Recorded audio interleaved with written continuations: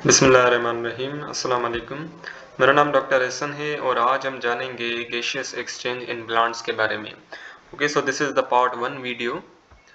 So all plants exchange gases for respiration as well as for photosynthesis। अब basically क्या होता है कि इन्वायरमेंट के थ्रू जो ऑक्सीजन है ना वो लीव्स के अंदर दाखिल होती है, ठीक है।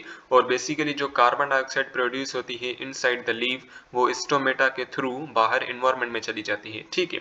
सो रेस्पिरेशन बेसिकली एक प्रोसेस होता है जिसमें ग्लूकोज जो है ना वो ब्रेक डाउन होता है in the presence of oxygen, ठीक है। सो इन्वायरमेंट से ऑक्सीजन आती है, ठीक है। फिर वो ऑक्सीजन जो है ना मीजोफिल सेल्स के अंदर ग्लूकोज के साथ कंबाइन होती है और फिर ग्लूकोज टूटता है, ठीक है। सो इस प्रोसेस को हम कहते हैं रेस्पिरेशन, ठीक है। सिमिलरली मीजोफिल सेल्स के अंदर फोटोसिंथेसिस का प्रोसेस भी परफॉर्म होता है, ठीक है। फोटोसिंथेसिस के प्रोसेस में क्या होता है कि कार्बन डाइऑक्साइड और वाटर आपस में मिलते हैं और ग्लूकोज की फॉर्मेशन होती है, ठीक है। सो बेसिकली क्या होता है कि एटमॉस्फेयर से कार्बन डाइऑक्साइड आती है, ठीक है, by the help of stomata, ठीक है। और स्टोमेटा के बाद फिर वो बेसिकली मीजोफिल सेल्स के अंदर जाती है और मीजोफिल सेल्स के अंदर जाने के बाद वो क्लोरोफिल के थ्रू ग्लूकोज में कन्वर्ट हो जाती है, ठीक है। फिर बेसिकली फोटोसिंथेसिस का प्रोसेस परफॉर्म होता है और ग्लूकोज की फॉर्मेशन हो जाती है, ठीक है। So the process of respiration occurs constantly day and night in all living cells of plants, ठीक है ना। प्लांट के अंदर जितने भी सेल्स हैं उन तमाम सेल्स के अंदर कंटिन्यूसली कॉन्स्टेंटली, ठीक है ना, वो बेसिकली रेस्पिरेशन का प्रोसेस जो है ना वो कंटिन्यूसली परफॉर्म हो रहा होता है, ठीक है। Oxygen is being continuously absorbed whereas carbon dioxide is liberated, ठीक है। अब बेसिकली रेस्पिरेशन में क्या होता है कि ऑक्सीजन जो है ना वो यूटिलाइज होती है और कार्बन डाइऑक्साइड जो है ना वो एक्सक्रीट आउट होती है, ठीक है। सो कंटिन्यूसली अब चूंकि रेस्पिरेशन का प्रोसेस कंटिन्यूसली परफॉर्म हो रहा होता है और रेस्पिरेशन के लिए हमें पता है ऑक्सीजन चाहिए होती है। सो कंटिन्यूसली ऑक्सीजन जो है ना वो एटमॉस्फेयर से एक्सट्रैक्ट कर ली जाती है ताकि रेस्पिरेशन का प्रोसेस जो है ना वो परफॉर्म हो। और रेस्पिरेशन के प्रोसेस के नतीजे में कार्बन डाइऑक्साइड बनती है एज अ बाय प्रोडक्ट और ये जो बाय प्रोडक्ट है ना कार्बन डाइऑक्साइड वो कंटिन्यूसली लिबरेट हो रही होती है इनटू द एटमॉस्फेयर, ओके।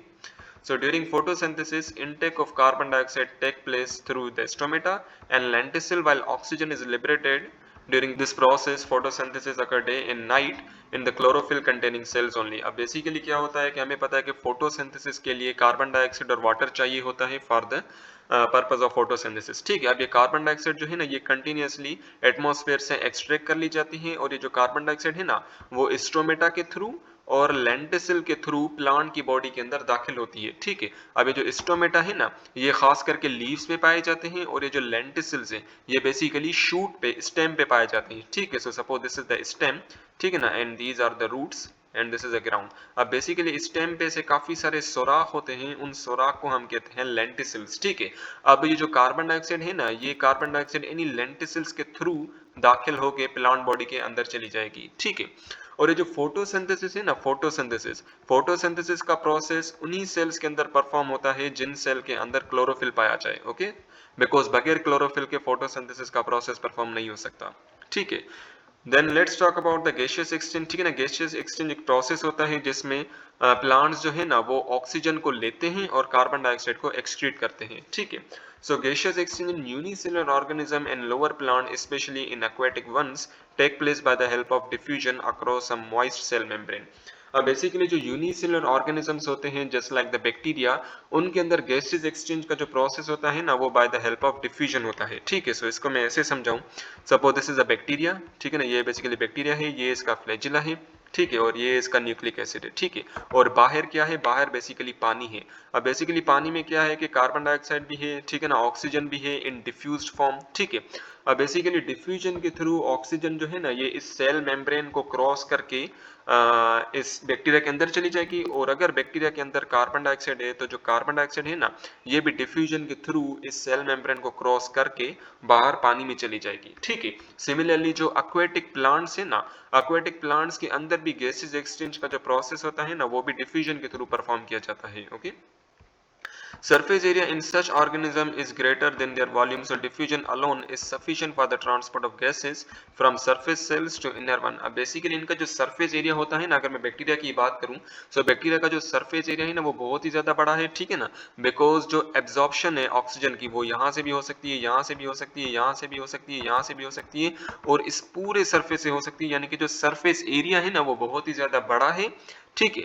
इस वजह से जो गैसेस एक्सचेंज जो है ना वो डिफ्यूजन के थ्रू ही परफॉर्म किया जाता है। Okay, but in higher land plants gas exchange occur by entire surface of cell present inside the leaf. ठीक है, लेकिन जो हायर प्लांट्स है जस्ट लाइक द ट्रैकियोफाइट्स, उनके अंदर जो गैसेस एक्सचेंज होता है ना वो डायरेक्टली डिफ्यूजन के थ्रू नहीं होता। ठीक है, सबसे पहले क्या होता है कि जो कार्बन डाइऑक्साइड या ऑक्सीजन जो है ना वो इन्हीं स्टोमेटा के थ्रू दाखिल होती है। ठीक है, सो ये जो मैंने रेड से गोल किया है ना, दिस इज द स्टोमेटा। ठीक है, और ये जो मैंने पर्पल से बनाया है, these are the mesophyll cells. ठीक है, और ये जो पूरा मैंने ग्रीन से बनाया है, दिस इज द लीफ। ठीक है, सो बेसिकली क्या होता है कि हायर प्लांट के अंदर जो लीव्स होते हैं, उन लीव्स के पास जो स्टोमेटा होते हैं ना, उन स्टोमेटा के through carbon dioxide and oxygen जो है ना ये बेसिकली दाखिल होते हैं इनसाइड द इंटरसेल्युलर स्पेसेस। ठीक है, बेसिकली ये जो सेल्स है ना मीजोफिल सेल्स, इन मीजोफिल सेल्स के दरमियान ये जो पूरी स्पेस है ना, इस स्पेस को हम कहते हैं इंटर सेल्युलर स्पेस, यानी कि दो सेल के दरमियान में जो स्पेस होती है ना उन्हें बेसिकली हम कहते हैं इंटरसेल्युलर स्पेस। ठीक है,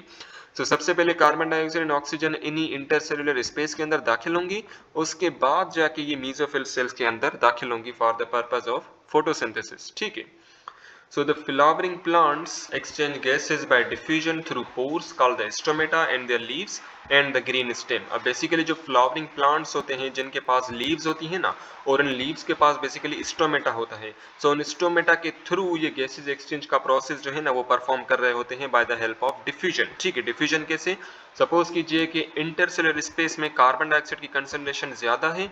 ठीक है, और बाहर एटमॉस्फेयर में कार्बन डाइऑक्साइड की कंसंट्रेशन कम है। ठीक है, तो क्या होगा कि जो अंदर से बेसिकली कार्बन डाइऑक्साइड बाहर आएगी inside the atmosphere bye crossing the stomata. ठीक है, सो इस प्रोसेस को हम डिफ्यूजन कहते हैं। डिफ्यूजन एक ऐसा प्रोसेस होता है जिसमें मॉलिक्यूल्स जो है ना वो अपनी हायर कंसंट्रेशन से अपनी लोअर कंसंट्रेशन पे आते हैं। ठीक है, सिमिलरली अगर एटमॉस्फेयर में ऑक्सीजन की कंसंट्रेशन ज्यादा है और लीव्स के अंदर जो ऑक्सीजन की कंसंट्रेशन जो है ना वो बहुत कम है, तो क्या होगा, ऑक्सीजन जो है ना वो डिफ्यूजन के थ्रू इन्हीं स्टोमेटा के थ्रू दाखिल होके इंटरसेल्युलर स्पेस में चले जाएंगे और उसके बाद ये मीजोफिल सेल्स के अंदर चले जाएंगे। ठीक है, सो बेसिकली ये जो स्टोमेटा है ना, स्टोमेटा स्टोमेटा बेसिकली ये बीन शेप्ड स्ट्रक्चर्स होते हैं। ठीक है ना, bean shaped two guard cell से बने हुए होते हैं। ठीक है, अब इसको मैं बताऊं, सो ये जो आप पूरा स्ट्रक्चर देख रहे हो ना, दिस इज द स्टोमेटा, और ये जो स्टोमेटा है ना ये दो गार्ड सेल से बना हुआ है। ठीक है ना, ये एक गार्ड सेल है, ये जो मैं पूरा बना रहा हूँ, this is a guard cell and this is another guard cell. ठीक है, ये क्या है, these are the guard cell. अब बेसिकली क्या होता है कि जब गार्ड सेल के अंदर पानी भर जाता है ना, जब ये टर्जिड हो जाते हैं, उसके बाद क्या हो जाता है कि जो स्टोमेटा है ना ये ओपन हो जाता है। ठीक है, लेकिन अगर गार्ड सेल से जो पानी है वो श्रिंक कर जाए, यानी कि पानी जो है ना वो काफी सारा पानी गार्ड सेल से निकल जाए, तो ये जो गार्ड सेल है ना ये बेसिकली श्रिंक हो जाते हैं और जो स्टोमेटा है ना ये बेसिकली क्लोज हो जाता है। ठीक, और एक गार्ड सेल है क्या, ये बेसिकली किस्म के एपिडर्मल सेल्स ही हैं। ठीक है ना, ये एपिडर्मल सेल के ये बेसिकली एक सेल का नाम है। ठीक है, so unlike other epidermal cells, guard cell bear the chloroplast with thicker inner and thinner outer wall। ठीक है, अब बेसिकली जितने भी एपिडर्मल सेल्स होते हैं ना उनके पास क्लोरोप्लास्ट नहीं होता, लेकिन ये जो गार्ड सेल एक वाहिद ऐसा एपिडर्मल सेल है जिसके पास क्लोरोप्लास्ट मौजूद है। ठीक है, और उसके पास इनर थिकर मेम्ब्रेन है और आउटर थिनर मेम्ब्रेन है। ठीक है, सो इसको मैं यहाँ पे बताऊं, सो ये इसके पास आउटर थिनर मेम्ब्रेन है। ठीक है ना, आउटर थिनर मेम्ब्रेन है, और ये जो इनर वाली है ना, इनर बेसिकली थिकर मेम्ब्रेन है इसके पास। ठीक है, स्टोमेटा कैन बी ओपन और close depending upon the turgidity of guard cell which is regulated by the concentration of sugar and potassium ion. अब बेसिकली क्या होता है कि जब इन्हीं गार्ड सेल के अंदर शुगर और पोटेशियम जब ज्यादा अमाउंट में इनके अंदर चली जाएगी ना, तो क्या होगा कि पानी जो है ना, पानी भी ज्यादा अमाउंट में इनके अंदर चला जाएगा। ठीक है, बिकॉज सोल्यूट्स जो है ना, सोल्यूट्स वो बेसिकली सॉल्वेंट को अट्रैक्ट करते हैं।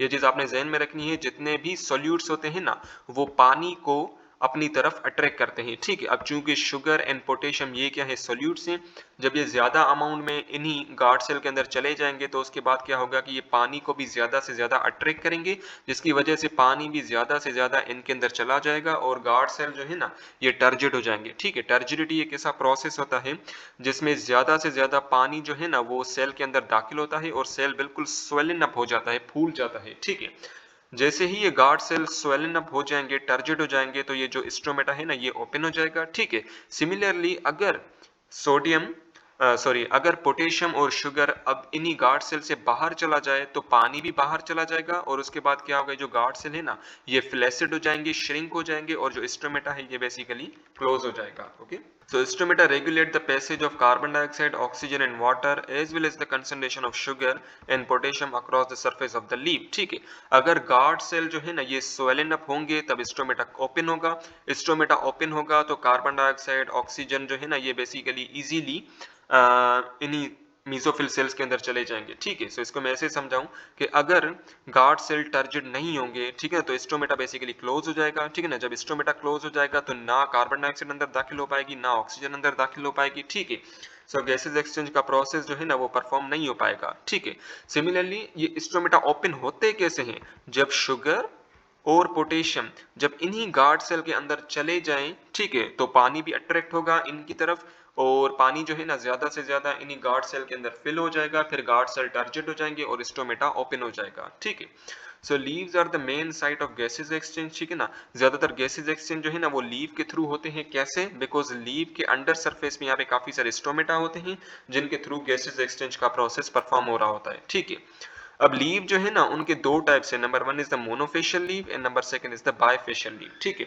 Mono mean single, so basically monofacial leave ऐसे लीव होते हैं जिनके अपर साइड, ठीक है ना, जिनका अपर साइड और जिनका लोअर साइड एग्जैक्टली आपस में सेम हो। ठीक है, और जो बायफेशियल लीव होते हैं ना, bifacial leave, bi means two, so basically bifacial leave का अपर साइड और लोअर साइड जो है ना वो बेसिकली डिफरेंट हो। ठीक है, वंस अगेन मोनोफेशियल लीव ऐसे लीव होते हैं जिनका अपर सरफेस और लोअर सरफेस दोनों आपस में सेम हो।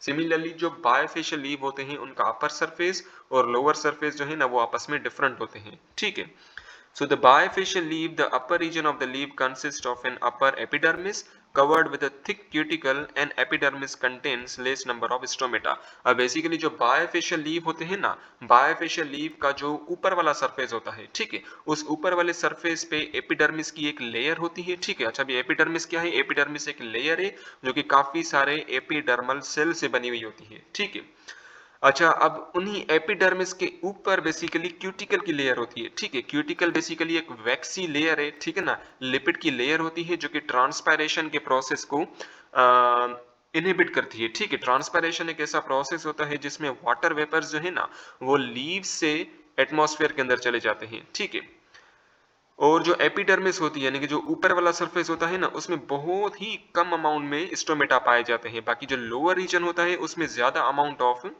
स्टोमेटा जो है ना वो बेसिकली पाए जाते हैं। ठीक है, और जो लोअर सरफेस होता है उसके अंदर भी एपिडर्मिस की लेयर पाई जाती है। ठीक है, और अबंडेंट अमाउंट ऑफ स्टोमेटा पाए जाते हैं, यानी कि स्टोमेटा जो है ना वो लोअर सरफेस पे सबसे ज्यादा होते हैं और अपर सरफेस पे बहुत कम होते हैं। ठीक है, और बायोफेशियल लीव के अंदर स्पंजी मीजोफिल सेल्स होते हैं। ठीक है, स्पंजी यानी कि सॉफ्ट, सो बेसिकली इन्हीं बायोफेशियल लीव के अंदर मीजोफिल सेल्स होते हैं और मीजोफिल सेल्स के अंदर फोटो रेस्पिरेशन फोटोसिंथेसिस का प्रोसेस जो है ना वो परफॉर्म हो रहा होता है। ठीक है, which function in gases exchange and the regulation of transpiration। ठीक है, अब बेसिकली ट्रांसपायरेशन एक ऐसा प्रोसेस होता है जिसमें वाटर वेपर्स जो है ना वो स्टोमेटा के थ्रू लीफ से एटमॉस्फेयर के अंदर चले जाते हैं। ठीक है, सो इसको मैं यहाँ पे समझो, अगर सपोज कि यहाँ इंटरसेलुलर स्पेस में यहाँ काफी सारे वाटर वेपर्स हैं, सो जब वाटर वेपर्स इन्हीं इंटरसेलुलर स्पेस के थ्रू होते होते स्टोमेटा के थ्रू होते होते जब एटमॉस्फेयर में चले जाएंगे, सो इस प्रोसेस को हम ट्रांसपायरेशन कहते हैं। ठीक है, सो inside the lead of dicotyledon जिन्हें हम बायोफेशियल लीफ भी कहते हैं,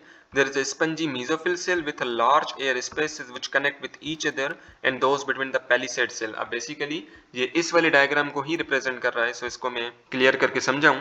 सो बेसिकली इन्हीं मीजोफिल सेल्स के बीच में जो स्पेस आपको दिखाई दे रही है ना, इस स्पेस को हम कहते हैं इंटर सेल्यूलर स्पेस। ठीक है, और जो पेलिसेड सेल्स है ना, palisade cell basically mesophyll cells का ही टाइप है। ठीक है, सो पेलिसेड सेल क्या है? ये एक्चुअली मीजोफिल सेल्स ही हैं। ठीक है, this system of outer space allow gases to diffuse freely between the cells.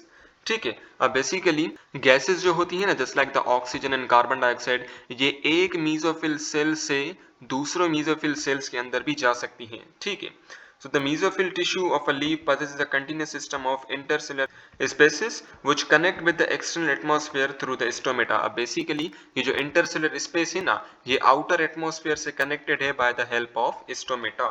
ठीक है, which is suited for the diffusion of air into the interstellar spaces। ठीक है, अब बेसिकली एटमॉस्फेयर से गैसेस जो है ना वो स्ट्रोमेटा के थ्रू आते हैं इनसाइड द इंटरस्टेलर स्पेसेस और उसके बाद फिर वो पेलिसेड सेल के अंदर यानी कि मेसोफिल सेल्स के अंदर चले जाते हैं। ठीक है, सो अभी मैं इसको यहाँ पे खत्म कर रहा हूँ। सो पार्ट 2 वीडियो में हम इसकी फर्दर जो है ना वो उसके अंदर हम इस पूरे गैसेस एक्सचेंज इन प्लांट को खत्म करेंगे। ठीक है।